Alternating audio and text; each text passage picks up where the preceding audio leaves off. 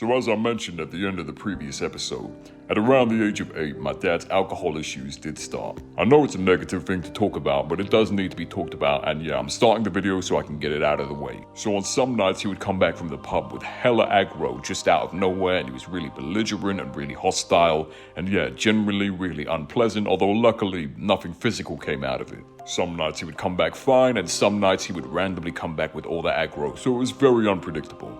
As an 8-year-old, I always knew that something was wrong with this kind of behavior, but obviously when you're 8, you don't really know how to respond to it, so I just kind of internalized it and got used to it, you know? For me, his behavior has been going on from age 8 to 28, although luckily it's reduced in the last few years and I've moved out, but last few years for it to improve is way too late for something that really never should have fucking started in the first place, but hey, unfortunately that's just life sometimes. So this brings me on to the subject of what my mom did about it. Unfortunately, not enough. She said she tried and he was too hard to control, but, you know.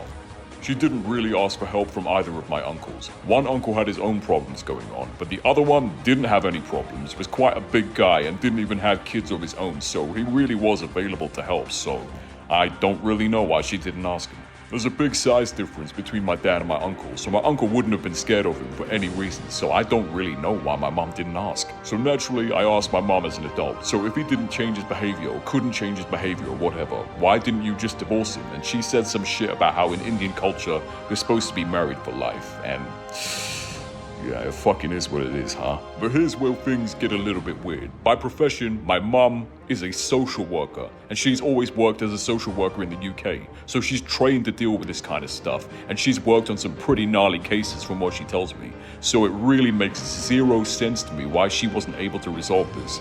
And yeah, the way I see it, maybe it's the universe at play, guiding my life for better or worse where it wants to be. Maybe I'm chosen, and maybe that was the first trial.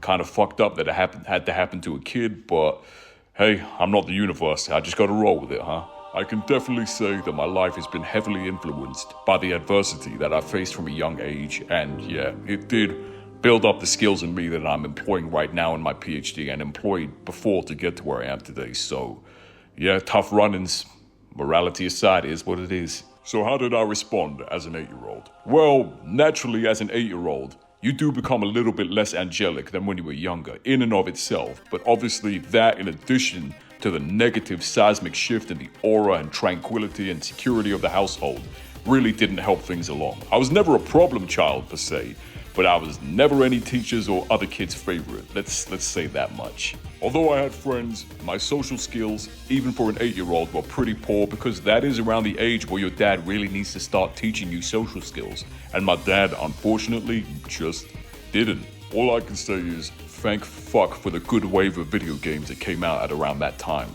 You know, I don't know where I would have been without it. So you may think, as a chemical engineering PhD student at a top UK university, I must have been one of those minimum effort straight A students or something like that. Well, I did do well academically, but with effort, and I was never the top of the class. I was never that effortless straight A student, and honestly, I think that served me well, because from the get-go, I learned to learn and not learn to take tests, and that has really helped me get to where I am in life. As adults, looking back on the education system, you can see that the education system is good at teaching the knowledge, but is not so good at teaching the skill. It's good at assessing students' knowledge, but is not good at assessing the level of skill. It's good at, the ability to see how many of the dots they know, but it does not really test their ability to connect the dots. I think that's why the world we live in right now is riddled with so many problems, because the scientists of our generation, the ones up top, can't really think outside of the box so well, and I want to be different. No disrespect to them. There's one thing I want to mention that exemplifies that every single individual thinks differently. So, as I mentioned before, I'm a chemical engineering PhD student, and I've also happened to have written a math textbook. But for the life of me, when I was in middle school, I just could not understand long division. Even looking back at it as an adult, I think, what's the point of this method? It doesn't really make intuitive sense to me personally, and there are way better methods, and it never held me back. As far as I'm concerned, long division can suck a long dick. It's also very important that I mention that I never went to private or grammar school, and I'm a public school kid from all the way up to adulthood. There was a time when my parents had me try for it though, so they enrolled me in the private/grammar school entry exam preparation classes outside of school. My mom and my teacher said I was actually doing pretty well, but honestly, I remember those classes and I never felt like I was doing very well. The very first practice test we did, I got nervous and I flunked it and I started crying and I started writing swear words on my paper, and the teacher wasn't even mad at me, he was sympathetic. He was like, "Oh my God, what's happened here?" As an adult, I'm just okay at these tests, because obviously, you know, when you apply for jobs, those tests have come back to haunt us in a way.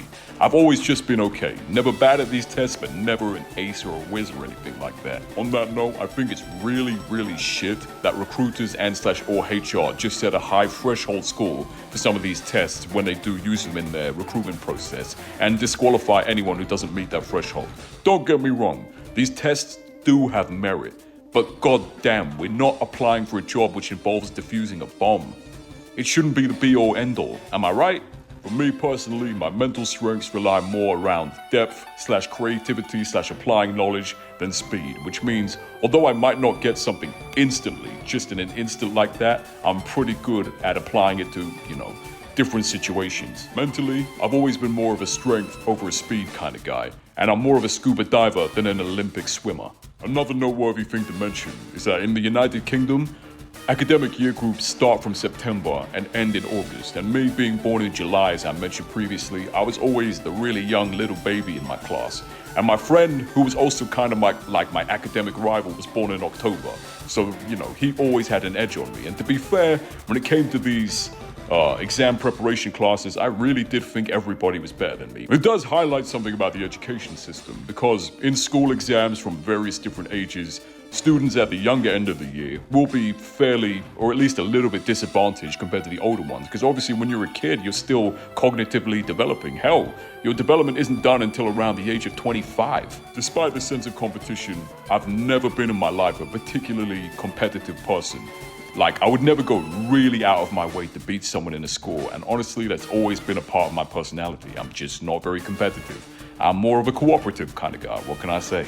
Bear in mind that at this time of schooling, the exam preparation classes, the grammar and private schools are a lot more, rigorous than anything that was going on in actual school, so which is why I'm still on the subject of these classes. But I'm gonna swerve it a little bit to speak about something socially, which was an important milestone for me. So basically, right, there was this kid in these classes that I vibed with, and my other friend from school, my rival, was a bit mean to him, and I never felt the need to be mean to him just to fit in or anything like that. And that really served me well, because that kid invited me to his birthday party. And bear in mind that for a kid who wasn't very good socially and didn't have a super stable upbringing, with my dad not teaching me his social skills due to his issues, etc., being invited to a birthday party from a kid outside of school that you only see for a little bit each week is actually an important milestone. And it taught me the importance of treating people well in addition to academics, and that treating people well is just as, if not more important than academics. It's very important that kids are taught that from a young age, because in some circles, some kids are taught to be hyper-competitive academically at the expense of other important values and virtues. So yeah, I get to the birthday party, and get this, right? This kid was pretty well off, and I'm not kidding you, lobster tails and claws were served at a 10-year-old kid's birthday party. How awesome, how litty is that? And not just that, right? So that kid was the only person I knew, but I vibed with his friends instantly. I gotta reiterate this. As a young kid, age 10, that was an important social milestone, to be able to go into a completely new environment and just vibe like that. Very important. I really can't stress that enough. As I mentioned earlier, I did not end up going to a private or grammar school, but not because I flunked to the exams or anything. So my mom and dad took me to some open days, and they both collectively decided that it wasn't right for me. My dad knew that going to an all-boys school would not be great for me growing up as a young man, and my mom recognized that considering most of the kids that went to these schools, especially the private schools, would be rich, and considering that I came from a middle-class family, I would feel the need to compete and I'd feel left out a lot. And honestly, they made a very good shout on that part. I did a fair few extracurriculars. Like, my mom sent me to these singing, dancing, and acting classes, and they weren't really assessed, they were just for fun. So yeah, I had a good time. Yeah, I was alright. In terms of sports, I did go to swimming classes from a young age, and I progressed steadily through the levels until one point where I repeatedly could not my teacher did not advance me to the next level because I did not exhibit certain techniques. To be fair, at that point, I'm gonna be straight, I was fat, I was overweight. Not crazily overweight, but obviously I was overweight, and the doctor said it at the same time, so, what can you do? I was no good at ball sports like football or basketball or cricket or anything like that. I was no good. I had no reflexes or athletic ability. I was trash. The weird thing is though, that I'm still trash as an adult at these ball sports, but I am pretty damn good at combat sports, especially like the grappling martial arts like Brazilian Jiu-Jitsu or wrestling. I'm a beginner, but I'm really getting a feel for it, and that's where my reflexes are fast when it comes to combat. So that's something interesting, and I've always had that fighting instinct in me, which applies to some things more so than others, So year 7, when I was around age 11, is where stuff really starts changing. More so socially than academically, but we'll get to that in a moment. So I remember the first day of year 7, and this pretty new girl comes into school, and I had never seen a girl that I found that pretty, and all the boys found her pretty too. I'm not gonna lie, as I mentioned before, my social skills weren't exactly up to par even for that age group, so I didn't exactly make waves with her. Let's say that much. But being age 11 and with a pretty girl in school, yeah, the hormones do start to flow more so than they did before.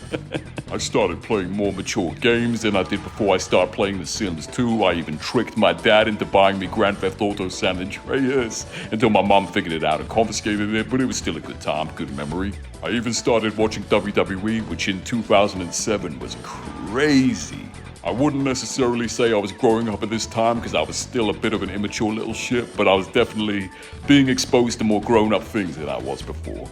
At around the same time at the beginning of the school year, a new kid came into my school who turned out to be my best friend. However, this was not the start of a beautiful friendship. It was not the start of something good, as he turned out to be a bad influence, especially in the adult years leading up to the point where I cut him out of my life, and that was the best thing I ever did. This guy was a narcissist, and I'm not using that word lightly. I'm using the criteria, looking back as an adult. I can honestly say, given that my home background and my developmental delays to social skills as a result of that, in an alternate universe, it would have been really good if that guy never came into my life. As a kid and as an adult, it is very important that you have friends that support you organically, but also tell you when you're wrong at certain points. Instead of a friend like him who would praise me and condone every single thing I did and have me wrapped around his finger when it was convenient for him, and really criticize me harshly and excessively at other times. It's important for me to mention that on both sides of my family I had cousins, but I was the oldest on both sides, save for one cousin on my mom's side who was literally my age. So yeah, no older brothers or cousins to teach me these things, and dad wasn't playing his role, so that does factor into things. It's very important that I mention it. On a swerve of subject, this time we were taught sex ed at a more advanced level,